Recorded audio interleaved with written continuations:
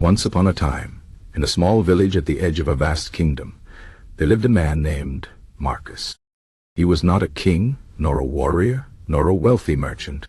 Marcus was a simple farmer who spent his days working the land, tending to his crops, and caring for his family.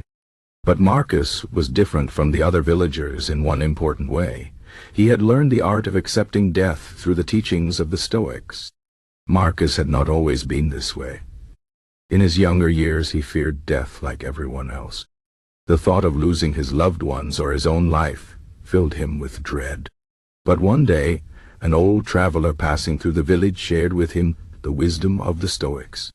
The traveler spoke of life's impermanence and the importance of focusing on what we can control. These words stuck with Marcus, and over time, he began to see death not as an enemy, but as a natural part of life. One summer, a terrible sickness spread through the village. Many fell ill, and some did not survive. The people were gripped by fear, whispering in hushed tones about the cruelty of fate. But Marcus remained calm. He knew that death was not something to be fought against, but accepted. He continued his work, cared for his sick neighbors, and spoke to those who would listen about the Stoic way. One evening, as he sat by the fire, his youngest son asked him, "Father, why are you not afraid like the others?" Marcus smiled and placed a hand on his son's shoulder. "Because fear does nothing to change what must happen," he said. The Stoics teach us that death is a part of life, just like the changing of the seasons. We cannot stop winter from coming, but we can prepare for it and find peace in its inevitability. His son frowned. "But what if you die? Or what if I die? Wouldn't that be terrible?" Marcus nodded slowly.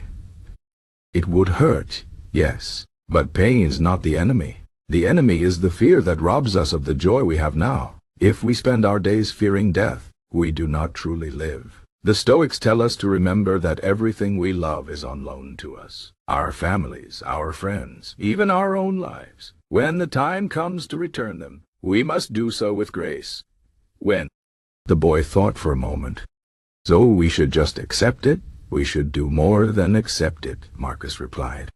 "We should use it to remind ourselves to live well. Knowing that our time is limited makes every moment more precious. It teaches us to be kind, to be brave, and to appreciate what we have while we have it." As the days passed, Marcus's calmness began to influence others. Some villagers mocked him, calling him cold-hearted, but others listened. They saw that his acceptance of death did not make him careless. It made him more present, more loving, and more at peace.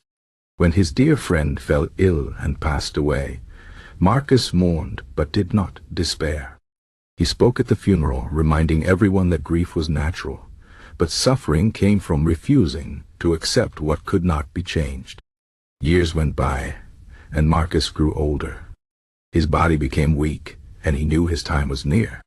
His family gathered around him, tears in their eyes. But Marcus was not afraid. He looked at each of them and smiled. "Do not weep for me," he said. "I have lived a good life. I have loved and been loved. What more could anyone ask for? Death is not the end of life, it is the end of a chapter, and every story must have an ending." With those words, Marcus closed his eyes and passed peacefully. His family grieved, but they also remembered his teachings.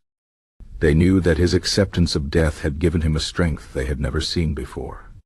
And so they too began to practice the Stoic way, learning to face life's hardships with courage and death with quiet understanding. The village never forgot Marcus. His wisdom lived on, passed down through generations. People still told the story of the farmer who had mastered the art of accepting death, not through denial, but through deep understanding. And in doing so, he had taught them all how to truly live. This is the lesson of the Stoics. Death is not to be feared. It is the one certainty in life, and in accepting it, we free ourselves from the chains of fear. We learn to cherish every moment, to love deeply, and to leave behind not just a life, but a legacy of wisdom. The art of accepting death is, in truth, the art of living well. So ask yourself, If today were your last day, would you be at peace? If not, what can you change? The Stoics remind us that the time to live wisely is now, for death comes for us all. But it is not the end. It is simply the closing of a book we had the privilege to write. And in the end, that is all we can ask for. And thus, the story of Marcus teaches us that true strength lies not in avoiding death, but in embracing life fully, knowing that one day we must let it go. This is the Stoic way. This is the path to inner peace.